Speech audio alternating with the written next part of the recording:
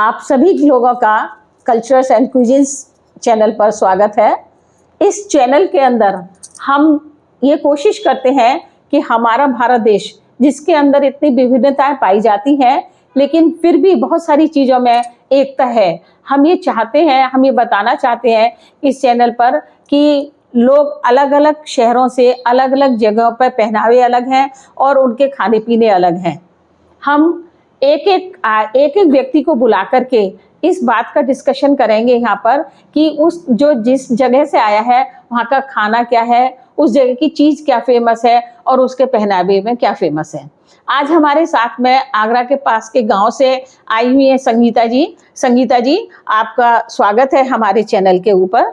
मैं आपसे ये जानना चाहती हूँ कि आप क्या करती हैं, हाउसवाइफ हैं या आप सर्विस करती हैं? जी, मैं हाउसवाइफ हूँ। आपको हाउसवाइफ की जॉब में और सर्विस वाले की जॉब में क्या डिफरेंस लगता है कि सर्विस वाले ज़्यादा सुखी हैं या हाउसवाइफ ज़्यादा खुश हैं? जी देखिए, सुख का और दुख का तो खैर इससे हाउसवाइफ या सर्विस वाइफ से कुछ लेना देना मैं समझती हूँ लेना देना है नहीं, क्योंकि जो सुखी है वो सुखी है हर हाल में और जो दुखी है वो हर हाल में दुखी है। तो मेरी नज़र में देखिए, जो सर्विस करती हैं वो भी मेहनत कर रही हैं और जो हाउसवाइफ है वो भी मेहनत कर रही हैं। लेकिन एक मिनट में बोलना चाहूँगी कुछ कि हाउसवाइफ जो होती है ना, वो उनकी मन में ये थिंकिंग रहती है कि जो जॉब करती है ना वो ज़्यादा सुखी है, क्योंकि वो सुबह तैयार होकर घर से निकल जाती हैं और फिर आराम से शाम को आ जाती हैं। नहीं, ऐसा नहीं, ये तो अपनी अपनी सोच पे है, डिपेंड करता है। पर मेरी सोच तो ये कहती है कि मेहनत हाउसवाइफ भी कर रही हैं, मेहनत सर्विस वाली वुमेन्स भी कर रही हैं। बस ये है कि अगर आप सर्विस करें तो आपको सर्विस लाइफ का मतलब ये है कि एक टाइम लिमिटेड है, भाई 9 to 5 है जॉब आपकी या 10 to 6 है, जो भी है, मतलब टाइम पीरियड आपका फिक्स होता है। लेकिन हाउसवाइफ का जो होता है टाइम वो फिक्स नहीं होता है। उसको आपको अगर आपको 11 बजे हस्बैंड आ रहे हैं तो आपको 11 बजे ही उनको खाना देना है खड़े होकर। आपको ये नहीं कि भाई मेरा जॉब टाइम खत्म हो गया है। तो मेरे ख्याल से दोनों ही अपनी अपनी जगह की काफ़ी लेबोरियस हैं, काफ़ी मेहनत करती हैं, काफ़ी अपने सिंसियर है अपनी जॉब में। तब क्या आप ये सोचते हैं कि जो सर्विस वाले हैं उनके हस्बैंड अगर रात को 11 बजे 10 बजे आ रहे हैं तो उनको खाना नहीं देना पड़ता? नहीं जी, देना होता है, लेकिन फिर भी उनके ये हो जाता है कि भाई अगर आप 11 बजे आ रहे हैं, क्योंकि मैं पूरी जॉब करके आ रही हूँ, तो आप मेरे साथ में आप कोऑपरेट कीजिए, आप खाना खुद लीजिए, आप खुद थोड़ा सा मेरी हेल्प कीजिए। क्योंकि एक मैं नहीं समझती सर्विस जो वुमेन है उसके लिए पॉसिबल होता है कि वो बाहर जॉब करके उसका प्रॉपर आप एक हाउसवाइफ की तरह भी प्रॉपर घर में भी पूरा जॉब कर सके। ये पॉसिबल मुझे नहीं लगता। हो सकता है कई लेडी हो इतनी भाई कि वो कर सकती हो, लेकिन एक हाउसवाइफ होता है उसको हमेशा एक्सपेक्ट किया जाता है कि आप कर क्या रही हो, आप घर में हो, तो अब हम 11 बजे भी आ रहे हैं तो आप हमें खाना गर्म दो। और वो करती भी है, वो सोचती भी है कि भाई चलो ठीक है, अगर मैं घर में हूँ तो मेरी जॉब यही है 24 आवर्स की, तो मुझे 24 आवर्स अवेलेबल रहना है। और ये अपनी अपनी मतलब इच्छा पे। पर अपना भारत देश जो है वो मैन डोमिनेटिंग सोसाइटी है। हाँ जी, नहीं अब तो खैर काफ़ी बदल रहा है। ये पहले की बातें थी कि मैन डोमिनेट, अब तो मैन भी बदल रहे हैं। लड़की जो परवरिश की जा रही है, जो माता द्वारा जो वाइफ्स हैं उनको अपने बच्चों को अलग तरीके से परवरिश दे रही हैं, लड़कियों को काम सिखा रही हैं, तो मतलब लड़कियों को बाहर भेज रही हैं, ऐसे लड़कों को बाहर भेज रही हैं तो किचन वर्क भी करा रही हैं। तो थोड़ा जो चेंज है वो नज़रिया जो है बदल रहा है, जहाँ तक मुझे लगता है। ठीक है, आपके बहुत अच्छे विचार हैं। आप संगीता जी हमारे साथ में हैं। आप आगरा के पास एक पशाई गांव है, वहाँ से आई हैं। हम सबको ये मालूम है कि आगरा जो है ताजमहल के लिए बहुत फेमस है। वहाँ की जो मिठाई है वो पेठा बहुत फेमस है, दाल मोठ बहुत फेमस है। हाँ जी। पंछी पेठा स्टोर है एक, वो पंछी वाला बहुत फेमस है उसकी। पर आपके गांव की स्पेशलिटी कुछ और है, कुछ और चीज़ों के लिए जी। तो मैं अब ये जानना चाहूँगी कि आपके गाँव की कौन सी चीज़ बहुत ज़्यादा फेमस है जिसको कि रेगुलरली लोग बनाते हैं वहाँ के लोग, जब भी कुछ कल्चर होता है तो? जी, सिर्फ आगरा में नहीं, पूरे यूपी में, बल्कि यूपी के साथ साथ एमपी के भी काफ़ी ज़िलों में जो एक मिठाई जो हमारे यहाँ काफ़ी मतलब फेस्टिवल्स पे, खुशियों के अवसर पे बनाई जाती है, उसे मैं कह सकती हूँ वो खीर है। वो कोई भी खुशी का अवसर हो, कोई भी त्यौहार हो, वो वहाँ पर खीर ज़रूर बनती है, तो ताकि उसी से मतलब हम खुशियाँ या अपने त्यौहार जो हैं वो सेलिब्रेट करते हैं। तो आपने आज क्या बनाया है? जी, जो मैं खीर बना के लाई हूँ, उस खीर को बेसिकली इस तरीके से बनाते हैं कि भाई आप अगर 1 किलो दूध ले रहे हैं तो उसमें आप 200 ग्राम चावल है, जितने क्वांटिटी में चावल है उतनी क्वांटिटी में मीठा लेते हैं। मीठा ऊपर ज़्यादा कम ज़्यादा आप कर सकते हैं अपने मतलब स्वाद के अनुसार। भाई कोई मीठा ज़्यादा खाना पसंद करता है, बेसिकली आगरा के जो निवासी होते हैं वो तो मीठा ज़्यादा ही खाना पसंद करते हैं। यूपी में लोग ज़्यादा खाते हैं। हाँ जी, पूरे यूपी में मीठा ज़्यादा पसंद करते हैं। तो जैसे मैं आपको बता रही हूँ कि भाई अगर आपने जितने चावल है उतने मीठा, लेकिन वो डबल लेंगे मीठा, क्योंकि उन्हें मीठा बहुत पसंद होता है। पर जैसे शहर के हैं वो आप कम ले सकते हैं, कम ज़्यादा कर सकते हैं। तो आप दूध चला रहे हैं, बॉईल करने के बाद चावल उसमें डाल दिया, फिर उसको इतना पका लें कि वो मतलब जो 1 किलो दूध है वो आधा किलो दूध हो जाए, रबड़ी जैसा बन जाए, स्वाद फ्लेवर अच्छा आ जाए। फिर आप उसमें केसर, मीठा जो भी है, मीठे में आप चीनी डाल सकते हैं, गुड़ भी डाल सकते हैं। गुड़ डाल रहे हैं तो आप ये ध्यान रखिए कि आप गैस को ऑफ कर दीजिए, क्योंकि गर्म दूध में गुड़ नहीं डलेगा, नहीं तो वो खीर जो होगी वो फट जाएगी। बस, और आप स्वाद अनुसार उसमें सारे मेवास डाल सकते हैं। बस इस तरीके तो जैसे आजकल लोग हेल्थ कॉन्शियस हो रहे हैं, चीनी यूज नहीं करना चाहते हैं, गुड़ तो बेटर है लेकिन चीनी नहीं यूज करना चाहते हैं। कुछ लोगों को गुड़ का टेस्ट पसंद नहीं होता हाँ है, जी, हाँ जी। तो हम उसके चीनी का कोई और ऑप्शन ले सकते हैं? बिल्कुल, आजकल मिश्री बहुत अच्छा ऑप्शन चल रहा है। आप जितनी क्वांटिटी में मतलब चीनी ले रहे हैं उतनी क्वांटिटी में मिश्री लेके मिश्री का यूज कर सकते हैं, बिल्कुल सेम फ्लेवर आता है। कोई तो मिश्री तो हमको गर्म में ही डालनी होगी हाँ जिससे जी, वो बिल्कुल मेल्ट हो चीनी के, जाएगी? बस सिर्फ गुड़ के लिए कंडीशन है। अगर आप गुड़ डालें तो उसके लिए आप गैस को बंद कर दीजिए, थोड़ा 5 मिनट का वेट कीजिए, वो थोड़ा सा नॉर्मल हो जाए, उसके बाद आप 5 मिनट बाद तो आपने अपनी इस खीर के अंदर क्या यूज किया, चीनी या मिश्री या गुड़, क्या जी यूज मैंने तो चीनी ही यूज़ करी है, क्योंकि ज़्यादातर चीनी ही यूज़ की जाती है, गुड़ भी बहुत कम यूज़ करते हैं। और जो भी शहरों में मतलब वहाँ पे मिश्री यूज़ करते हैं, पर मैंने चीनी ही यूज़ करके बनाई है, इसी तरीके से बनाई है जैसे मैंने आपको बताई है। तो टेस्ट करके देखें हम? हाँ जी, आप बिल्कुल। आप टेस्ट करके बताएं हमारे आगरा की। आप भी लीजिए, आप भी करिए। आप टेस्ट कीजिए।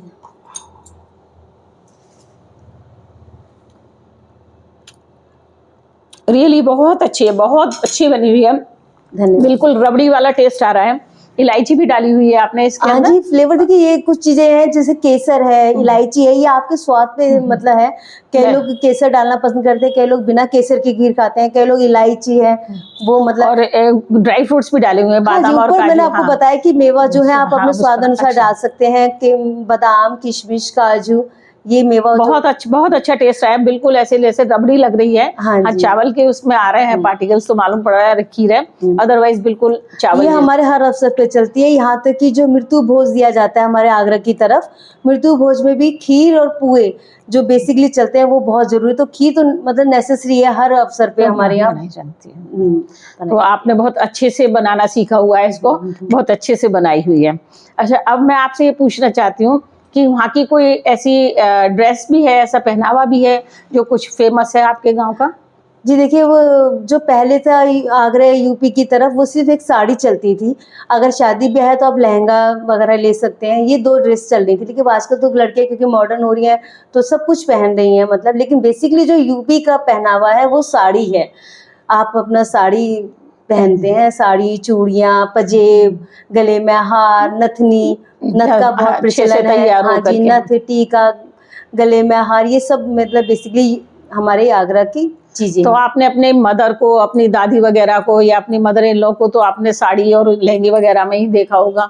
हाँ जी, हमने अपनी मदर को हमेशा साड़ी में ही देखा, अपनी दादी जी को साड़ी में ही देखा, इवन लहंगे में भी नहीं देखा है, मुझे साड़ी में ही देखा है।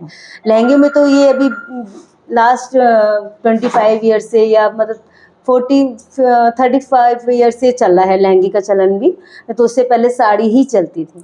तो साड़ी के छोटी लड़कियां होती थी तभी पहनना शुरू कर देती थी? छोटे में आप फ्रॉक पहन रहे हो, फ्रॉक के बाद आप अपने पहले टाइम पर ये मैं शादीशुदा की बात कर रही हूँ। शादी के बाद मतलब साड़ी ही पहननी है हमारे यहाँ। तब शादी से पहले आप सूट पहन सकते हो, फ्रॉक पहन सकते हो।